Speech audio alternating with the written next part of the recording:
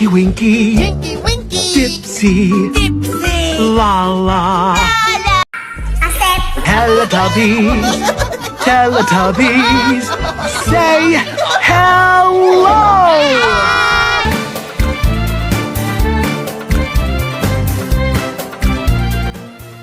Rasulullah Shallallahu Alaihi Wasallam diutus oleh Allah Subhanahu Wa Taala untuk membawa ajaran tauhid. Rasulullah menyampaikan kepada mereka bahwa Allah adalah Maha Pencipta. Rasulullah dan para sahabat menyampaikan teladan, semangat, dan kerelaan berkorban, jiwa, harta, dan apa saja demi melaksanakan perintah Allah Subhanahu Wa Taala.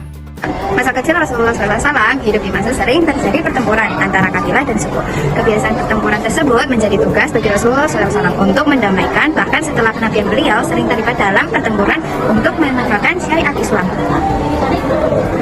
Rasulullah SAW pernah mengembala domba dan melakukan perjalanan jauh keluar kota untuk begadang.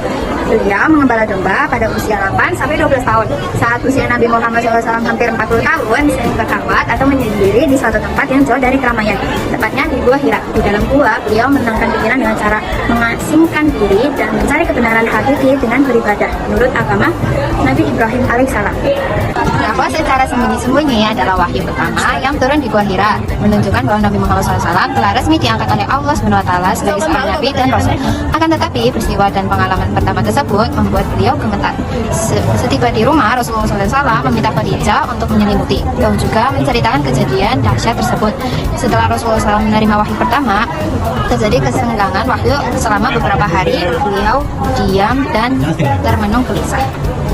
Dakwah secara terang-terangan yang semula dilakukan diam-diam dirahasiakan dari kumpul Quraisy, kemudian dilakukan secara terbuka dan terang-terangan. Rasulullah SAW memulai dakwah secara terang-terangan dengan menyeru kepada seluruh anggota keluarga terkait, yaitu Bani Hashim. Beliau memulai dakwah secara terang-terangan di Bukit Safa. Saat itu banyak penduduk di kampung halamannya masuk Islam berkat dakwah Abu Zar. Dari kalangan Bani Daus juga banyak yang memeluk Islam berkat dakwah Nufail bin Amr dan Audosi. Kaum Quraisy secara terang-terangan menolak ajaran Islam. Hampir setiap hari kaum muslimin dianiaya dan disakiti. Oleh sebab itu, beliau merasa kesulitan untuk terus bertahan dan menyiarkan agama Islam di Makkah. Tradisi yang melekat di masyarakat Mekah menjadikan dakwah dan ajaran yang disampaikan Rasulullah SAW memiliki banyak tantangan.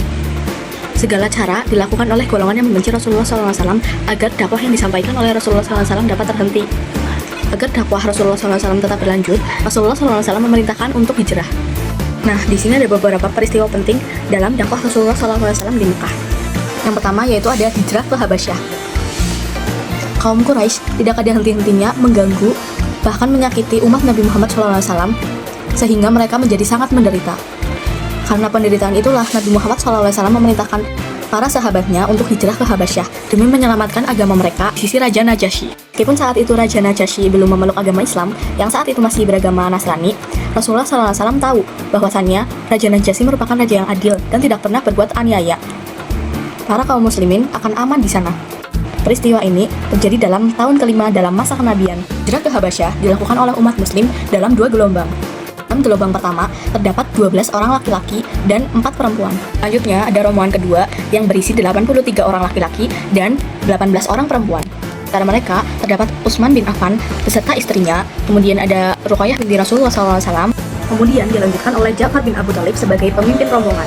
Rombongan ini mendapat sambutan dan penghormatan yang baik oleh Raja Najasyi. Akan tetapi, kaum Quraisy selalu saja mengusik mereka. Mengirim utusan yang dipimpin oleh Abdillah bin Abi Rabi'ah dan Amr bin Ash. Mereka memberi hadiah untuk Raja Najasyi dan memintanya untuk menyerahkan kaum muslim. Mereka bilang kalau kaum muslim itu menjelek-jelekan Isa dan ibunya, alias mengkambing hitamkan.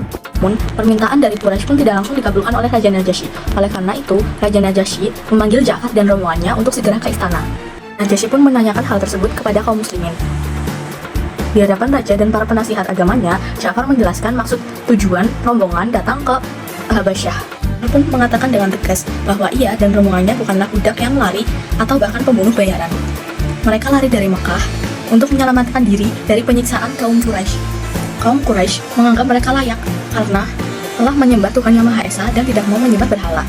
Selanjutnya, Ja'far pun menjelaskan pandangan Islam tentang Isa dengan sebenar-benarnya. Yang kedua yaitu Amul Husni. Amul Husni dikenal oleh umat muslim sebagai tahun kesedihan Rasulullah SAW terhadap wafatnya dua orang yang beliau cintai, yaitu sang istri tercinta Khadijah binti Khuwailid dan pamannya Abu Thalib bin Abdul Muthalib. Dua orang tersebut telah menjadi tulang punggung Rasulullah SAW dalam menjalankan tugasnya, yaitu mensyiarkan agama Islam. Paman Nabi Muhammad SAW, Abu Thalib bin Abdul Muthalib, wafat pada usia 80 tahun. Jibril membangkitkan Nabi Muhammad SAW di Buraq. Setelah itu, dia melakukan perjalanan dari Masjidil Haram ke Masjidil Aqsa. Kemudian dari Masjidil Aqsa, beliau diangkat ke langit dan melihat tanda-tanda kebesaran Allah Subhanahu wa Ta'ala.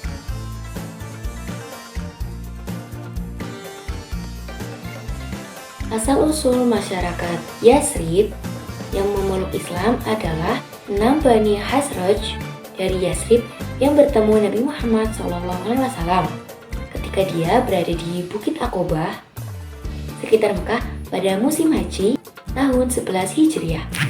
Kemudian Nabi Muhammad dan mereka saling memperkenalkan diri. Dalam kesempatan itu, Nabi Muhammad SAW mendakwahkan Islam dan mereka pun tertarik dan masuk Islam.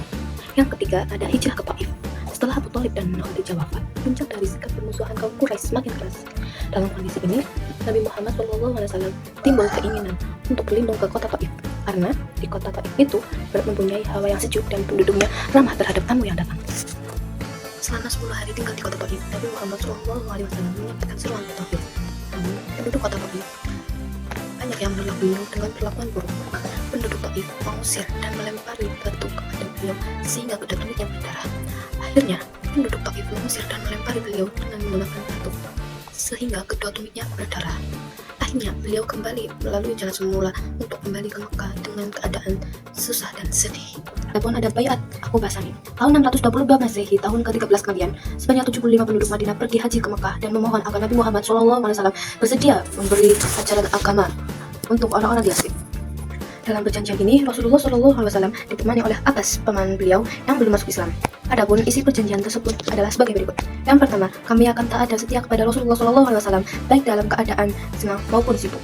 Yang pertama, kami akan taat dan setia kepada Rasulullah SAW baik dalam keadaan senggang maupun sibuk. Yang kedua, kami akan tetap berinfak walaupun dalam keadaan lapang maupun sempit. Yang ketiga, kami akan tetap melakukan kebaikan dan mencegah kemungkaran. Yang keempat, kami akan tetap teguh membela kebenaran karena Allah Subhanahu wa Ta'ala tanpa takut dicela. Dan yang kelima, kami akan tetap membantu dan membela Rasulullah SAW sebagaimana membela diri dan keluarga.